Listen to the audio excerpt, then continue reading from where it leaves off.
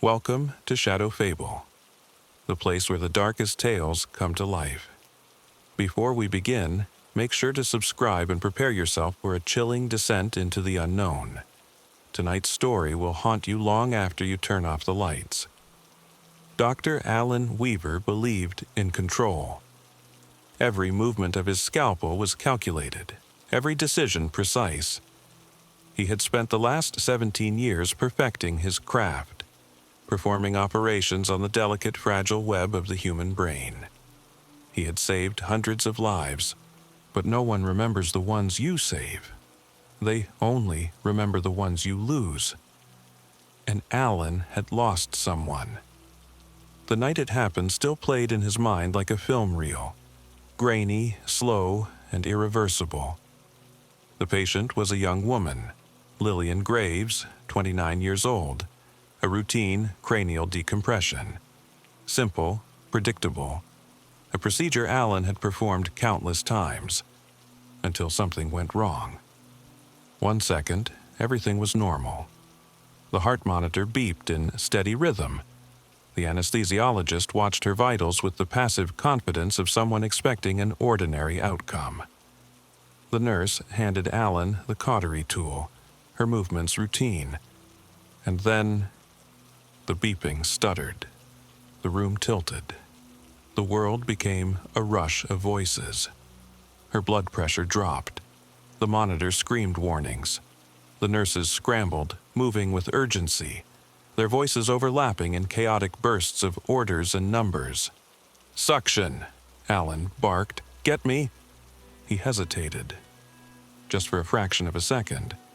A second where his mind, so accustomed to absolute confidence, froze. The numbers plummeted. Her skin paled. The heart monitor let out its final, long, piercing tone. Flatline. A silence fell over the room. A heavy, unforgiving silence. Alan stood there, the scalpel still in his hand, as the words came softly from the anesthesiologist. Time of death, 11:26 p.m. The world moved on. The hospital board ruled it an unforeseen complication, a tragic, unpreventable outcome. No one blamed Alan. No one questioned his skill. But he knew he had hesitated, and that hesitation had killed her. The first time he heard the whisper, he was alone in his office. It was late, long past visiting hours. The hallways were dark, empty except for the occasional flicker of fluorescent lights. The rhythmic hum of machines filled the space, blending into the quiet murmur of the hospital at rest. Alan sat at his desk, reviewing patient files when the whisper curled through the air. Soft, distant. Dr. Weaver. His pen froze mid-stroke. He turned sharply.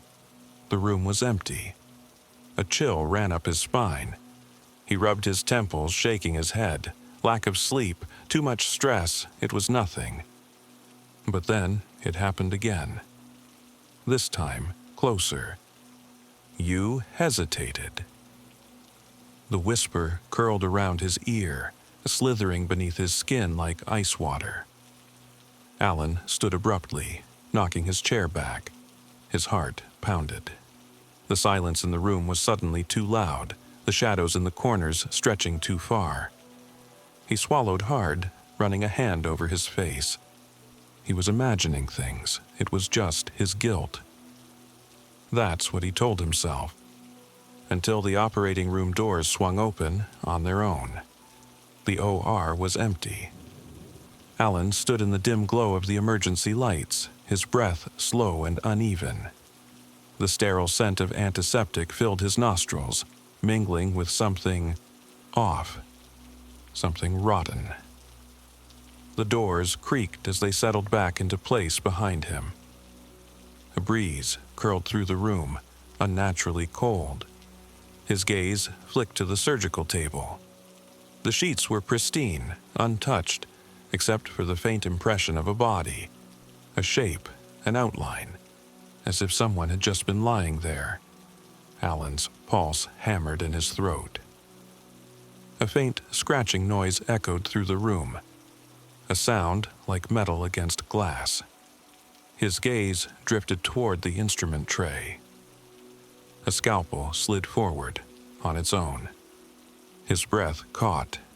Then, in the reflection of the polished metal tray, a face, not his, not possible. Lillian. Her skin was pale, waxy. Her lips were parted, as if caught mid-scream.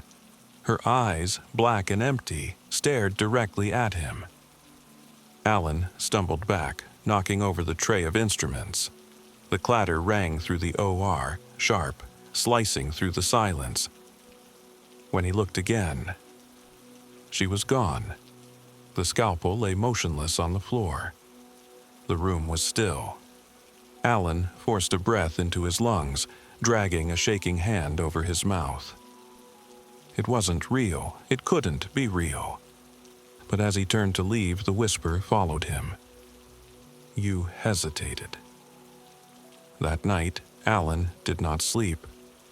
Every time he closed his eyes, the whisper slithered into his mind. You left me. You hesitated. You killed me, Alan. He tossed and turned, his sheets damp with sweat, the room too dark. At some point, exhaustion won. His breathing slowed, his mind slipping into uneasy, restless sleep. And then, the beeping. Faint at first, then louder. The sound of a heart monitor. Alan's eyes snapped open. He was not in his bedroom. He was in the OR, standing over a patient whose chest was not moving. His hands were covered in blood. The nurses were gone. The anesthesiologist was gone. The walls pulsed with a sickly green glow. And the body on the table. Lillian. Her eyes opened. She smiled. A grotesque, unnatural stretch of lips. Alan staggered back, his breath shuddering. This isn't real, he whispered. Lillian's head tilted, the sound of her neck cracking filling the empty room. Her mouth opened, and the hospital screamed. The walls shook. The heart monitor shrieked. The surgical lights flickered violently, casting shadows that moved on their own. And Lillian sat up, her fingers curled, reaching toward him. Come with me, doctor. Her voice was no longer a whisper. It was inside him. Alan could not move. His feet were rooted to the floor. Lillian stood, her hospital gown stained dark, her movements unnatural, jerky like a puppet on strings. Her lips parted. A soundless scream, then the lights exploded. Darkness swallowed the room, and the last thing Alan felt was her hands on his throat. Alan jerked awake, gasping for air. His body trembled, drenched in cold sweat. His sheets were tangled around him, twisted like restraints. His breath came in short, ragged bursts, his heart hammering violently against his ribs. He was in his bedroom, not the hospital, not the OR, just his bedroom. His hands clutched at his throat, his skin burning where he swore he had felt her fingers. A dream. It was just a dream. But the faint rhythmic beeping still echoed in his ears, the sound of a heart monitor. His gaze flicked toward his nightstand, his phone, his alarm clock, his lamp. Nothing that should be making that noise. And yet, beep, beep, beep. The sound was coming from inside the walls, a static-filled, ghostly pulse, thumping in perfect mechanical rhythm. Alan staggered to his feet, his breath shaky, his mind struggling to ground itself. His apartment was silent. Too silent. He moved toward the hallway, every footstep impossibly loud against the hardwood floor. He reached the light switch. Flipped it. Nothing. The power was out. A sharp click echoed through the apartment. Then another, then another. Like footsteps. Like someone walking barefoot on tile. The sound came from the kitchen. Alan did not want to go in there. Every cell in his body screamed at him to turn around, to run. But something pulled him forward. Something familiar. Something inevitable. He stepped into the kitchen, his pulse drumming in his ears. And then, the refrigerator door stood wide open. The pale, flickering glow of the fridge light cast eerie shadows across the walls. His hands clenched at his sides. He had gone to bed alone.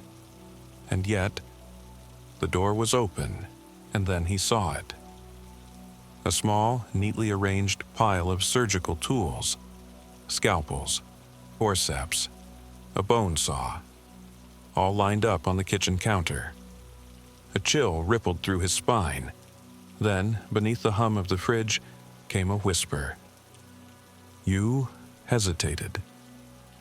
Alan turned, his breath catching. And in the darkness of the hallway, she stood there, Lillian. Not in the hospital gown, not in the way he remembered. She was rotting. Her skin sagged, her lips cracked and peeling. Her eyes, black pits of endless, hungry void, bored into him. Her mouth twitched. And then she grinned. A slow, peeling stretch of lips, too wide, too unnatural. You let me die, doctor. The words slithered through the air, curling around his mind, sinking beneath his skin. Alan backed away, his heart hammering against his ribs. This isn't real, he whispered. Lillian took a step forward. Her bones cracked. Her fingers twitched, curling into rigid, claw-like points. Alan's back hit the counter. His hands clutched the cool edge of the sink. His gaze flicked to the scalpels. His tools, his weapons. But what was the use? You can't cut open a ghost. Lillian's head tilted, the movement sharp, unnatural. You don't look well, doctor. Her voice was inside his skull now, dripping with something ancient, something hungry. Maybe you should lie down. Alan's body moved on its own. His knees buckled, his vision blurred. His breath came shallow, like something was pulling it from him. He fell to the floor.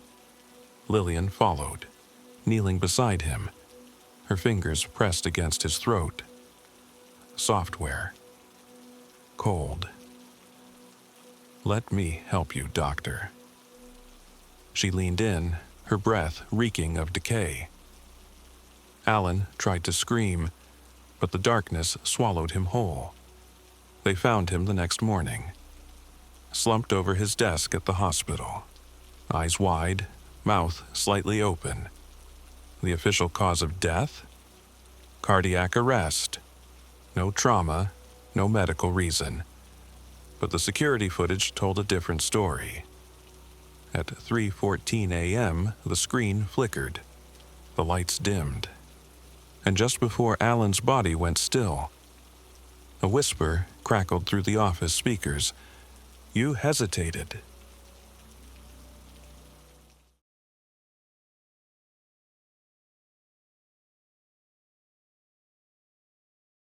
There are stories that seep from the cracks of our world, whispered on quiet streets and late-night internet forums. One legend stands out for its eerie simplicity, the smiling man. Some say he is a literal specter. Others believe he's a twisted figment of the imagination. But every person who encounters him shares one unshakable memory. A figure dancing under streetlights, wearing a grin too wide for comfort. I first heard about the smiling man in an online thread dedicated to nighttime anomalies. Scrolling through post after post, I stumbled on a strange account. The writer described seeing a tall, lanky individual moving in a bizarre dance through a deserted city block. They thought it was a trick of the mind, until the figure followed them, grinning like a sinister puppet.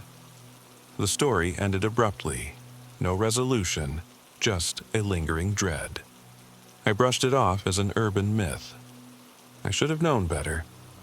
Late one night, I was walking home after a stressful day. The city was unusually quiet, as if it were holding its breath. The street lamps flickered at uneven intervals, creating pockets of darkness along the sidewalk. Despite my fatigue, I kept glancing behind me, unnerved by how deserted the streets felt. Then I saw a silhouette near the corner. A tall man dressed in neutral colors, body slightly bent as though he were swaying. I convinced myself he was just another late-night wanderer, but the more I looked, the more wrong it felt. His posture was too stiff, yet his limbs twisted in subtle motions as if he were practicing dance steps. My pulse quickened, and I told myself I was being paranoid. As I came closer, I realized he was smiling.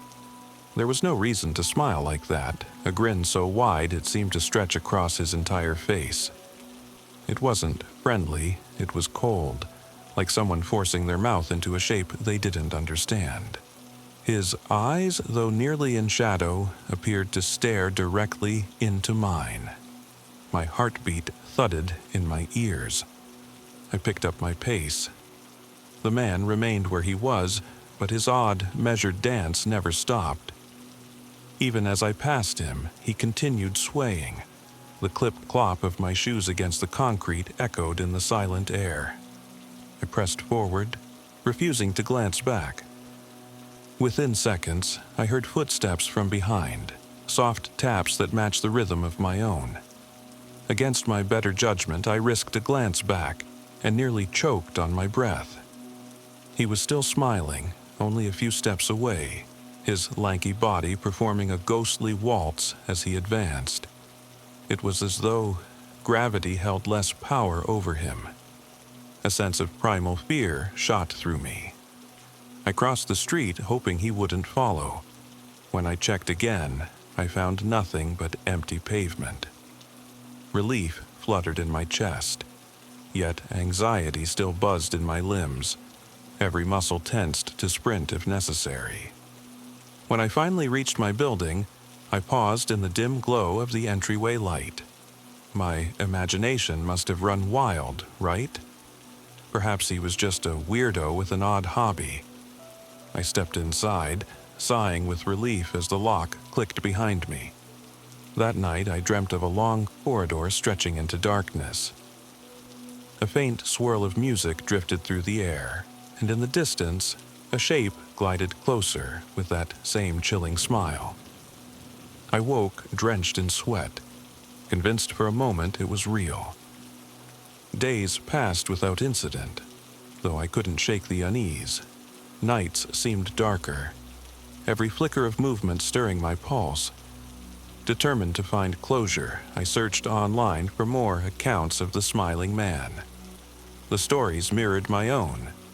People describing an uncanny dancer who'd appear late at night, moving in eerie, silent steps. His face was always locked in that nightmarish grin. One user claimed to have confronted him, only to find he dissolved into the shadows before their eyes. Another swore they had glimpsed him in their home's reflection, as if he could slip through mirrors. None of these encounters ended with calm reassurance. Every witness felt a lingering dread long after the figure vanished. Curiosity warred with terror. Part of me wanted to look for him again, to see if there was a real person behind that grin. But reason won out. I had no desire to tempt fate, or whatever cosmic force the smiling man served. One evening, a friend named Lucy invited me to an all-night diner. She knew I was spooked about something but didn't know the specifics. Over greasy fries and endless coffee refills, I shared my story in hushed tones. Lucy, always the pragmatic one, suggested we look for him together, in her car. If he was truly just a person, we could confront him safely from inside a locked vehicle. If he wasn't, well, at least we could drive away fast. So, we embarked on a midnight drive. The neon lights of 24-hour grocery stores and gas stations blurred by. The deeper we went into the silent blocks, the more vulnerable I felt. My eyes scanned every sidewalk and alley, searching for a gliding silhouette, a swaying stance, a toothy grin. Lucy kept the radio off to minimize distractions. The quiet hum of the engine felt too loud, pounding with the tension in my chest. For an hour, we found nothing but empty roads and flickering streetlights. I almost let myself hope. Maybe the smiling man was a hallucination, a reaction to stress. That's when Lucy hissed, "Look!" She braked suddenly. Up ahead, haloed by a single flickering lamp, stood someone tall and lean, twisting his body in those signature dance-like motions. Lucy's face drained of color. It was exactly as I had described, the slow, deliberate steps, a posture both fluid and rigid, and a bizarre aura that screamed unnatural. She started to roll forward, intending to pass him. But as our headlights swept over the figure, the man turned. That grin, impossibly wide, the corners almost reaching his ears, pierced through the windshield. My breath caught in my throat. Lucy slammed on the brakes in surprise. He took a silent step closer, arms rolling as though orchestrating invisible music. Lucy reversed in panic, the car jolting backward. We nearly crashed into a parking sign. My heart hammered so loudly I could feel it pulsing in my temples. In that split second, he moved again, faster than before. Each stride was laced with an uncanny grace, as though friction barely touched him. The grin never faltered. Every nerve in my body screamed for us to drive away. Lucy hit the gas, tires squealing as we sped off. The rearview mirror showed the man still standing beneath the lamp, dancing on the edge of the night. We didn't dare look back once we turned the corner. We returned to my apartment, hearts pounding. Lucy whispered, "What was he? A person can't move like that." I didn't have an answer. All I could say was, "He's the smiling man. At least now you believe me." That night, neither of us slept. We stayed up with the lights on, jumping at every distant creak. Even after Lucy left, I caught my reflection in the window and nearly screamed, thinking I saw that grin. Since then, I've learned there's no easy way to banish the smiling man. Some legends say he fixates on those who notice him, feeding on their fear. Others suggest ignoring him is the only way to make him disappear. But how do you ignore something so beyond human comprehension? Weeks passed without a sighting. My life resumed a cautious normalcy until a stormy evening when thunder rattled the windows. I was alone, reading by candlelight after a power outage. In a flash of lightning, I glimpsed movement outside. My stomach twisted in recognition. There, through the rain-slashed glass, a tall figure swayed under the flickering street lamp. My mind screamed his name, the smiling man. I stifled a sob of panic. The grin was barely visible through the sheets of rain, but I felt it, cold and triumphant. I couldn't tear my eyes from him. Then, in the next streak of lightning, he was gone.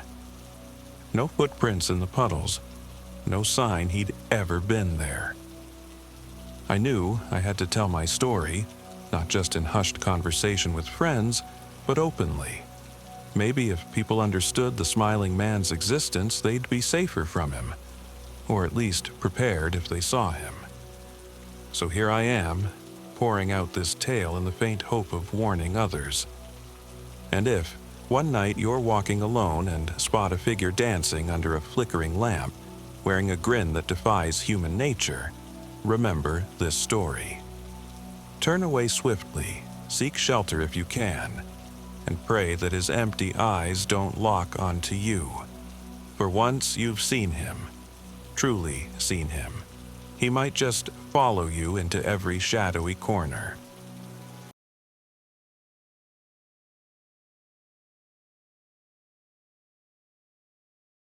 When Daniel first spotted the listing online, he couldn't believe his luck. An 1870s Victorian house, beautifully preserved, nestled quietly at the edge of town. Exactly the place he and his two roommates, Jake and Mike, had always talked about renting. A perfect combination of affordability, character, and space. Danielsville, Pennsylvania wasn't their first choice, but the charmingly eerie appeal of the old property was irresistible.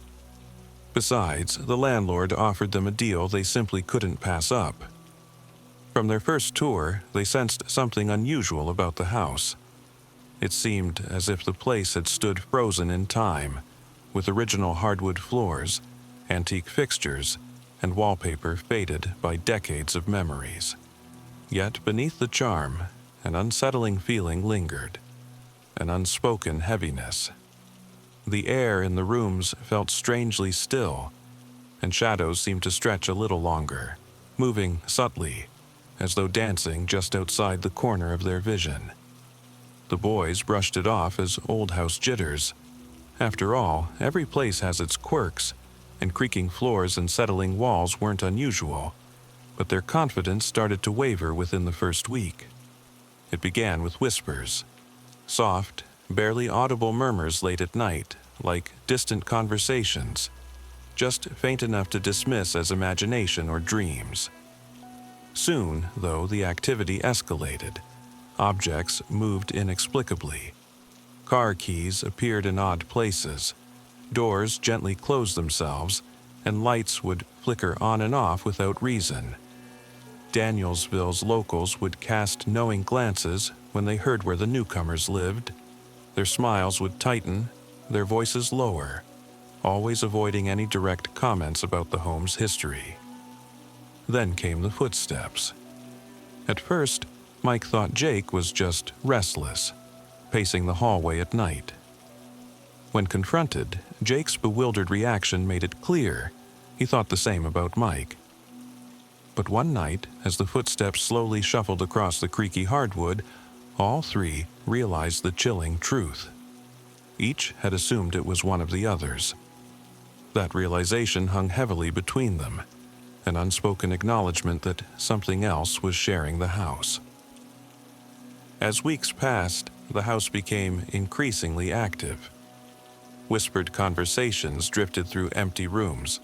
Distant laughter echoed down the hallways, and doors they'd locked tightly swung open by themselves. But it was Jake who experienced the worst of it. One sleepless night, Jake awoke feeling as though someone was watching him. His heart pounded in his chest, a cold sweat breaking across his brow. Slowly, carefully, he opened his eyes.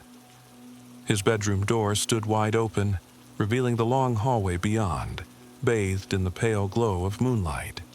And there, in the doorway, stood the dark outline of a tall figure, unmoving, silent, and watching. Jake's pulse quickened, fear gripping him as he stared, paralyzed. Hours seemed to pass until exhaustion claimed him, pulling him unwillingly back into restless sleep. In the morning, he dismissed it as a nightmare, but the dread lingered in the pit of his stomach, gnawing and relentless. Jake's experience wasn't isolated. Soon after, Daniel and Mike began noticing shadowy movements themselves. Danielsville's public records hinted at tragedy. Mysterious deaths, disappearances, and a family who abruptly abandoned the property decades ago. But details were sparse, deliberately hidden by locals keen to protect their small-town reputation. Determined to uncover the truth, Mike began researching obsessively, poring over old archives at the local library. The more he learned, the more he wished he hadn't. Previous residents had reported similar phenomena, describing shadowy visitors who seemed to grow bolder over time. The earliest records were from the 1890s, detailing a tragic fire that took the lives of an entire family, leaving behind nothing but ashes and whispers of restless spirits left behind. Mike's anxiety deepened when he realized the dates aligned exactly to the nights they'd experienced disturbances. The footsteps and whispers always peaked around the anniversary of a mysterious fire that had ravaged part of the home over a century earlier. One night, the house decided to reveal its secrets to all three occupants simultaneously. The evening started quietly, deceptively peaceful. A late autumn storm had settled over Danielsville, the wind moaning through the trees, heavy rain tapping against window panes, setting an ominous rhythm. Daniel, Jake, and Mike huddled in the living room, each silently nursing their discomfort, hesitant to admit the growing unease that had overtaken their once idyllic home. It started subtly, with the faint creaking of the floorboards upstairs, methodical and deliberate. Footsteps pacing back and forth in a relentless loop. The three roommates exchanged uneasy glances, each silently confirming the other's dread. "Enough is enough," Jake finally whispered, setting down his drink. "I can't ignore this anymore. We have to see what's going on." Mike grabbed an old baseball bat leaning against the doorway, and Daniel picked up a flashlight. With every step ascending the stairs, their hearts beat faster, anticipation heavy in the air. As they reached the second floor, the pacing abruptly ceased. Silence flooded the hallway, an oppressive, unnatural quiet that pressed down on them like a tangible force. Then, with no warning, the temperature plummeted. A biting chill swept through the corridor, leaving their breath visible in ghostly puffs. The overhead bulb flickered, casting distorted shadows that danced and writhed across peeling wallpaper. At the hallway's far end, the door to Jake's room stood slightly ajar. It slowly began to creak open further, moving on its own as if inviting them forward. Trembling, but driven by a desperate need for answers, Jake pushed ahead, his friends close behind. The room was pitch black, darker than it should have been even at night, as if something inside swallowed all the available light. Daniel flipped the switch, but the lights remained stubbornly dark. Panic surged through them, their breathing quickening into shallow gasps. And then they saw it. A shadow figure stood in the center of the room, tall and impossibly slender, darker than the surrounding gloom. Its shape shimmered slightly, edges blurred as if shifting between this world and another. Crimson eyes opened slowly within the dark silhouette, glowing with a sinister, almost mocking intensity. An eerie whisper filled the room, impossibly close yet distant. "Leave, or join us, forever." The boys stood frozen, horror flooding through their veins. Mike mustered enough courage to stammer out a demand, his voice barely above a whisper. "What do you want from us?" The shadowy figure tilted its head, the red eyes narrowing, seemingly amused by his fear. "The fire took us, and now we take back." Suddenly, the room erupted into chaos. Doors slammed violently, pictures crashed from walls, and an agonized wail echoed throughout the house, rattling the windows. The three friends bolted downstairs, stumbling toward the front door. Yet, no matter how hard they tried, it wouldn't budge. It was as if the house itself held them captive. Panicked and desperate, Jake smashed a window open with a chair, the cold air rushing in, slicing through their terror. One by one, they scrambled out into the yard, gasping, shaking, and staring back at the darkened house. From outside, it seemed to pulse with malevolent life, shadows swirling visibly behind curtains, watching them with palpable anger. They never returned to that house, leaving behind their belongings and a deposit they didn't dare reclaim. But they carried away something far more haunting. Questions they couldn't answer, and a fear that would linger for years. Eventually, Mike discovered the house's dark history. Stories of fires, disappearances, and untimely deaths stretching back generations. Locals knew it as cursed ground, a place where sorrow had seeped into the walls, staining its halls with restless souls, desperate for release or revenge.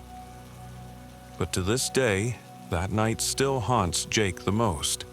The memory of that tall, shadowy figure, its crimson eyes locked onto him, whispering its terrifying invitation into darkness. Some places were never meant for the living, and the old 1870s house in Danielsville was undoubtedly one of them.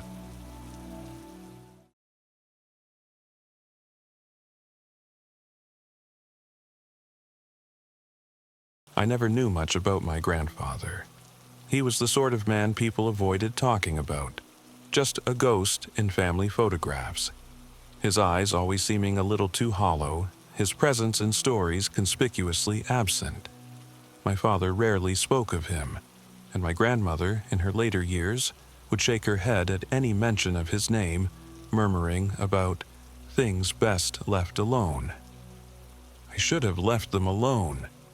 But when my father passed away, and my uncle invited me to spend a few weeks at the old family home to help clear it out, curiosity got the best of me. The house was nestled deep in rural Pennsylvania, where the trees pressed in close and the air smelled of damp earth. It was a relic of another time. 2 stories of weathered wood, its windows sunken like tired eyes. I arrived on a dreary afternoon, the sky a flat, unbroken gray.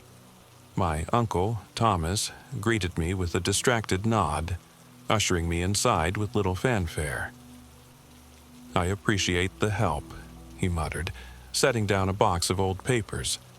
"It's mostly junk, but there's a lot to go through." The house felt wrong. Not haunted exactly, but heavy. The kind of place where silence had settled in like a permanent resident. And then there was the basement.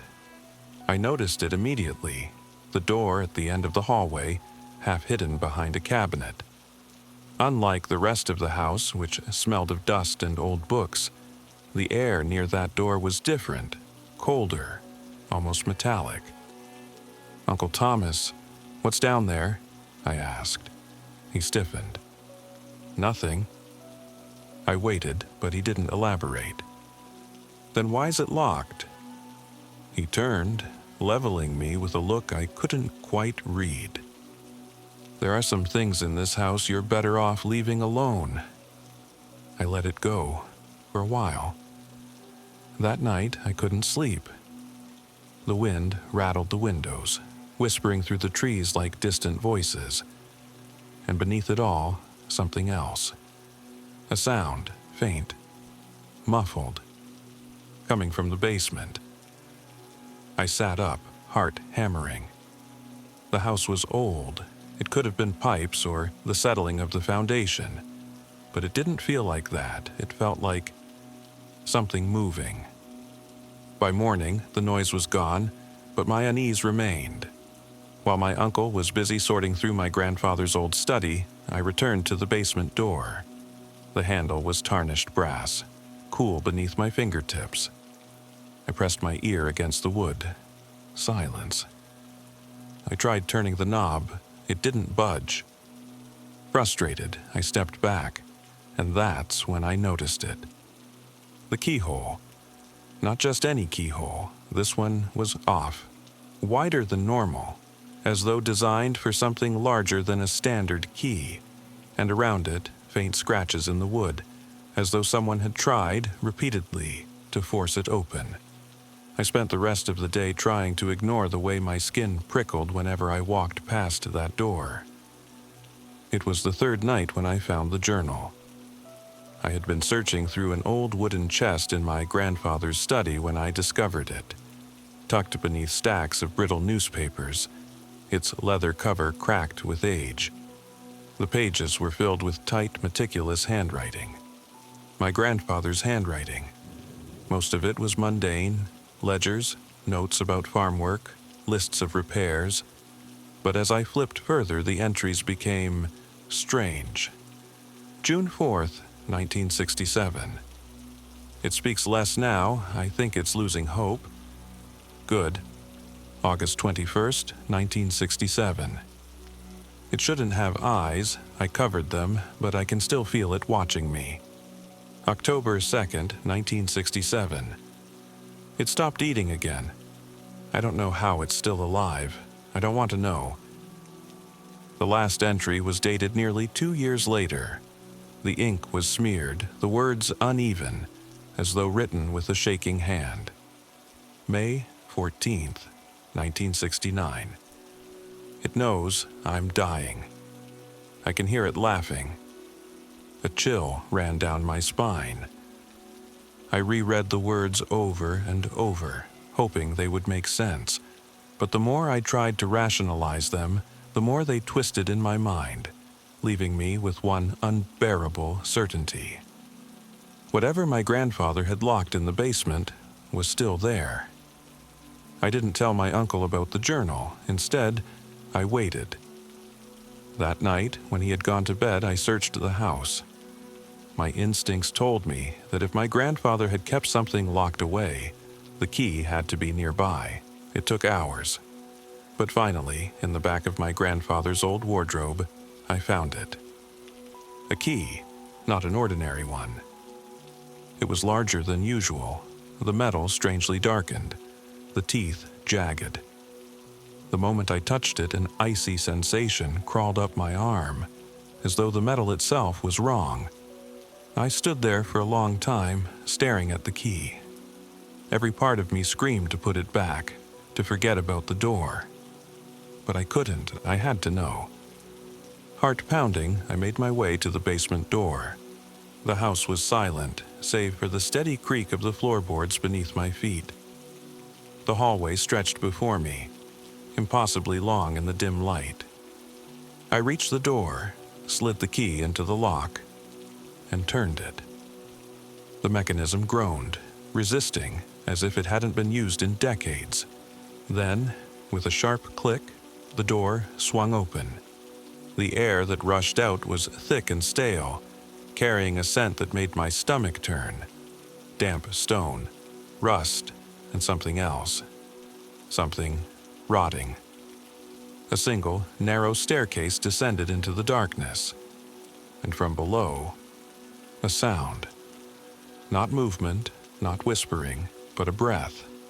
Slow, measured, waiting. I froze. The breath had been unmistakable, deep, deliberate, and wrong. It wasn't the unconscious exhale of a house shifting in the night. It wasn't the sigh of old pipes releasing trapped air. It was waiting. The open door gaped before me, a black mouth swallowing the dim glow from the hallway. My fingers tightened around the key. My rational mind screamed to close the door, lock it, and forget. But something deeper, something insidious, pulled me forward.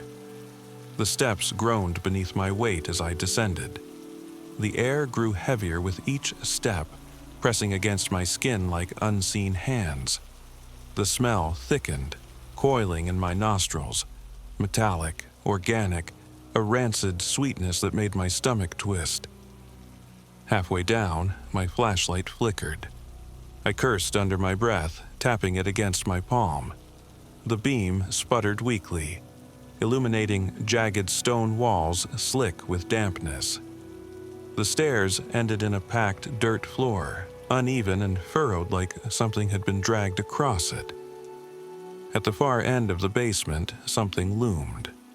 A shape, hunched, motionless. I swallowed hard, lifting the flashlight. The beam wavered over rusted metal. A cage. And inside it, a figure. At first, my mind refused to process it. The shape was too still, too warped by shadow. But as the light settled, details emerged. Thin. Skin stretched tight over protruding bones.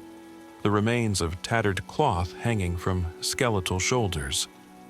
And the face. Or what should have been a face.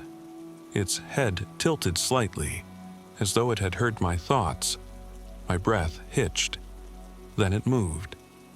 Not a shuffle, not a lurch. A slow, deliberate lift of its head. Its eyes, dear God, its eyes were covered. Thick, filthy bandages wound tightly around its skull, crusted with something dark. But beneath them, the skin bulged and shifted, as if the eyes beneath had never stopped looking. And then, it laughed. A dry, rasping sound, like dead leaves scraping against pavement. I stumbled back, heart hammering. The laughter wasn't natural. It wasn't even human. It was deliberate.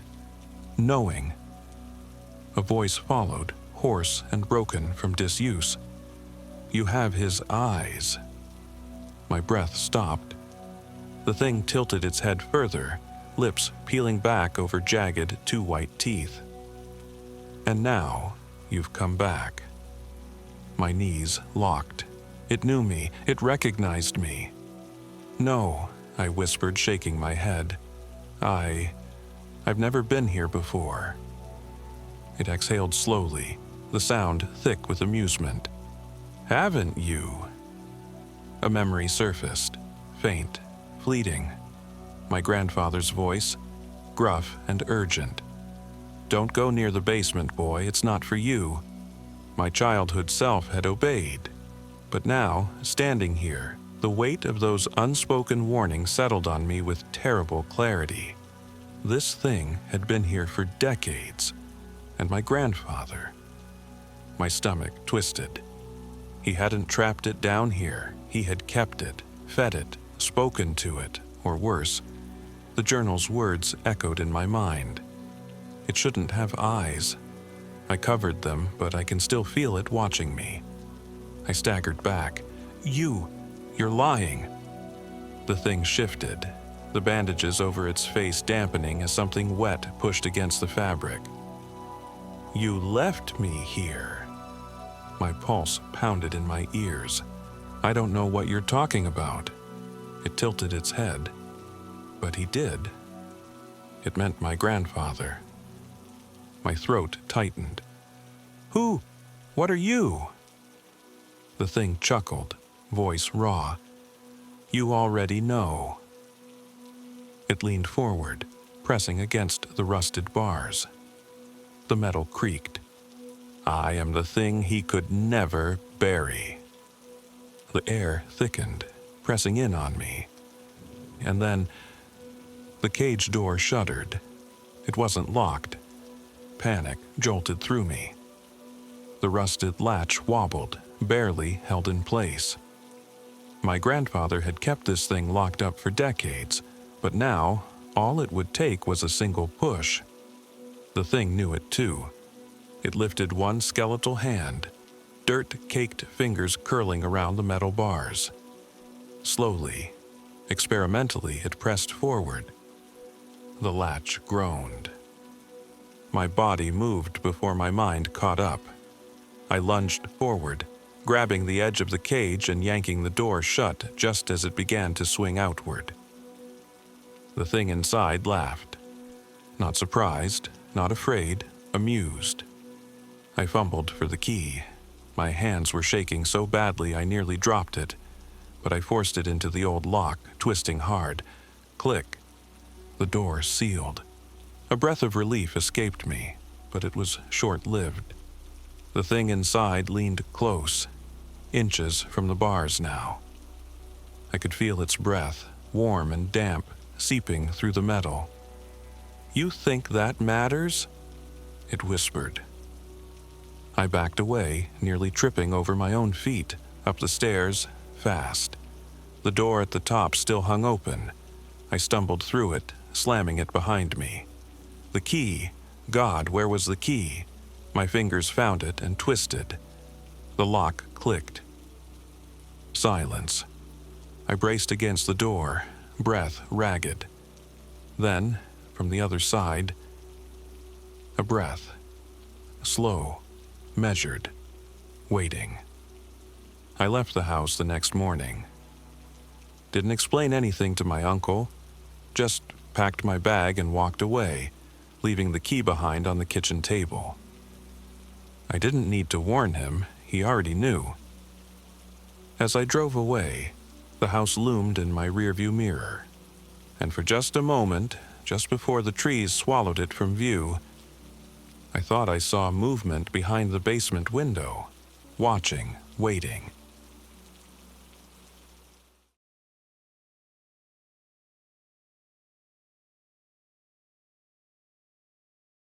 It started with a noise. Soft, insistent, and just at the edge of perception. At first, Peter dismissed it. Old houses had old sounds, wood expanding in the night, pipes settling, the distant hum of the city. He had bought the house precisely because it was old, because it stood apart from the sterile uniformity of modern apartments. It had character, stories soaked into its very walls. But this sound wasn't like the others. It came only at night, always at the same hour, 2:13 a.m., a faint rhythmic tapping, deliberate and patient, as if waiting for him to notice. And he did. The first night he was too groggy to care. The second he was aware but unwilling to acknowledge it. By the third, the rhythm was burned into his thoughts. 3 taps, a pause, 3 more. He lay there in the dark, eyes wide, listening. The sound came from the far corner of the room, where the old oak wardrobe stood. Its antique handles gleamed faintly in the dim glow of the streetlight seeping through the curtains. Peter swallowed. He knew it was nothing. A branch tapping against the house, perhaps. A settling floorboard, something mundane, but his body refused to believe what his mind assured him was true. He turned on the lamp. The noise stopped immediately. The silence that followed was absolute, pressing in on him like something living. He exhaled slowly, shaking his head at himself. Still, he left the light on for the rest of the night. The next evening, he told himself he wouldn't listen for it. But 2:13 came, and like an actor stepping onto a stage at the precise moment of cue, the sound began. Tap dash, tap dash, tap dash, pause, tap dash, tap dash, tap dash. Peter sat up. He wasn't dreaming. He wasn't imagining it. He threw off the covers and walked toward the wardrobe. His bare feet made no sound against the old wooden floor.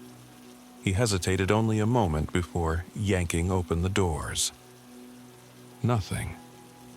The emptiness inside was almost disappointing. His work shirts, his winter coats, a pair of shoes. Nothing unusual, no gaps in the wood, no holes leading outside. Just a wardrobe. He exhaled, shaking his head at himself. You're overtired. Stressed, that's all. But as he closed the doors and stepped back, the sensation hit him.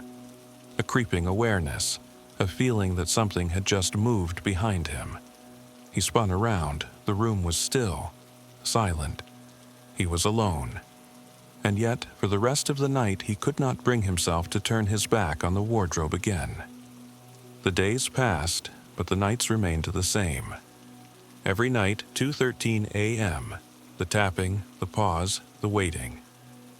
Peter stopped sleeping properly. He told himself it didn't matter, that the sound wasn't real, but something in him disagreed. His reflection in the mirror showed a man hollowed out by exhaustion. It wasn't just the sound anymore. It was the shadows, stretching longer than they should. The way the wardrobe doors never seemed to sit quite right. Always the faintest crack between them, no matter how carefully he closed them. The way he sometimes caught, in the edge of his vision, something moving where nothing should be moving. By the 5th night, he no longer turned the light off at all. And by the 7th, he realized something. The tapping wasn't random. It wasn't just happening, it was waiting for him to answer. That night, when the first tap came, Peter sat up in bed. His heart pounded against his ribs, but he didn't turn on the light. Not yet. Tap dash, tap dash, tap dash. He exhaled shakily. Then, against every instinct screaming at him not to, he lifted his hand and tapped back. The silence that followed was deeper than any he had ever known. It stretched, vast and thick, a held breath in the fabric of the night.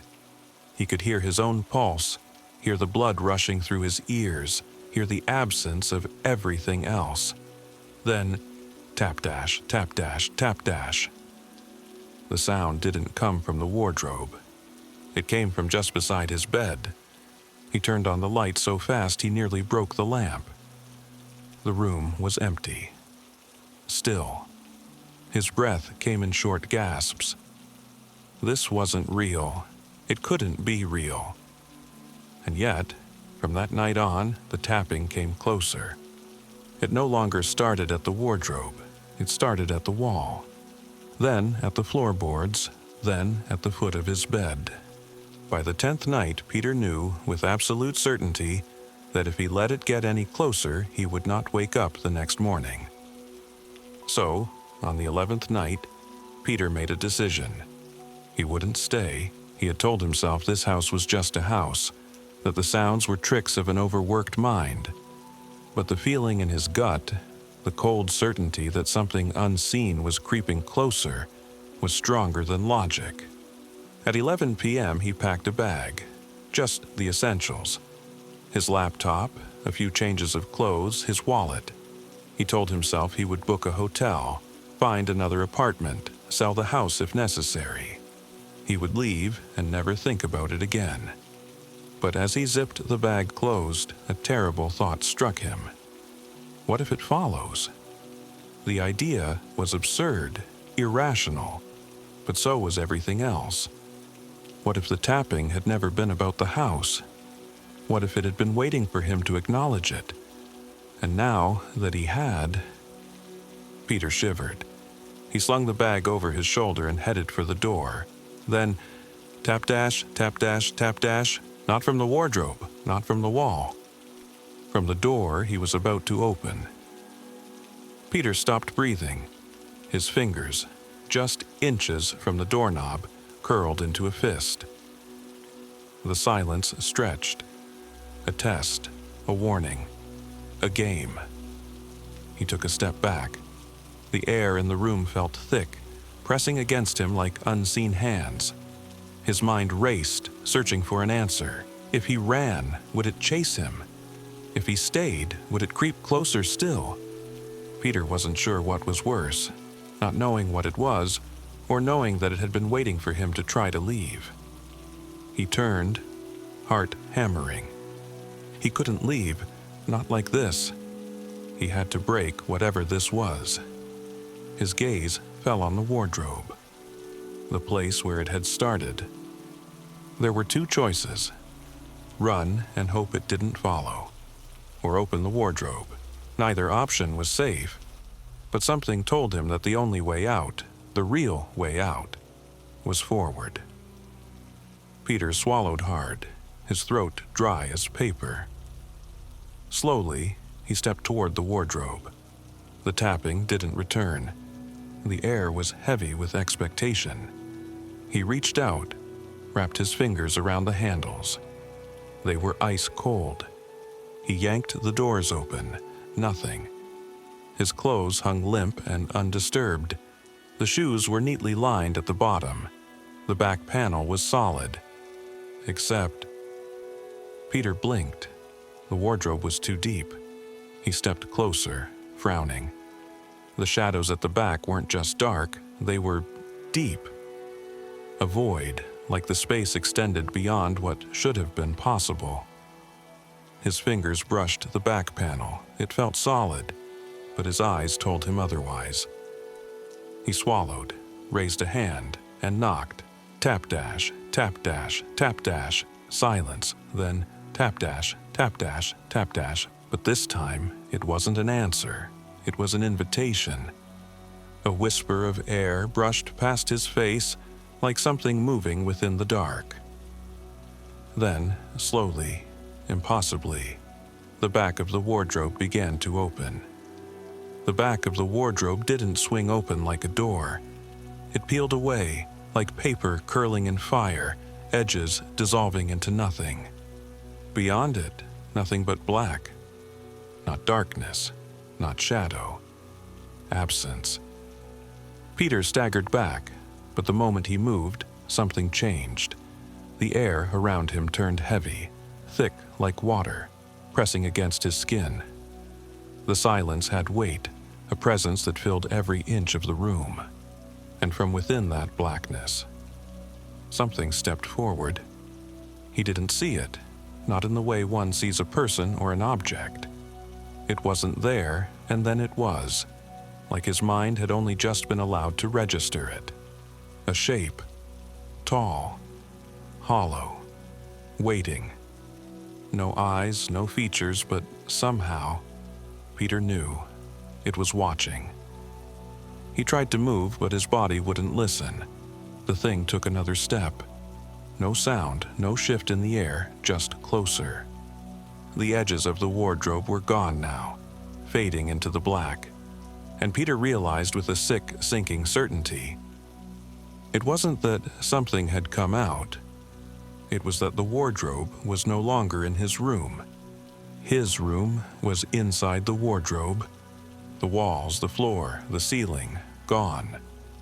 Everything outside his immediate reach had been consumed, swallowed by the same nothingness that had waited beyond the wood. And he was sinking. His feet, his legs, no longer standing on anything but simply within it, as though the world had unraveled beneath him.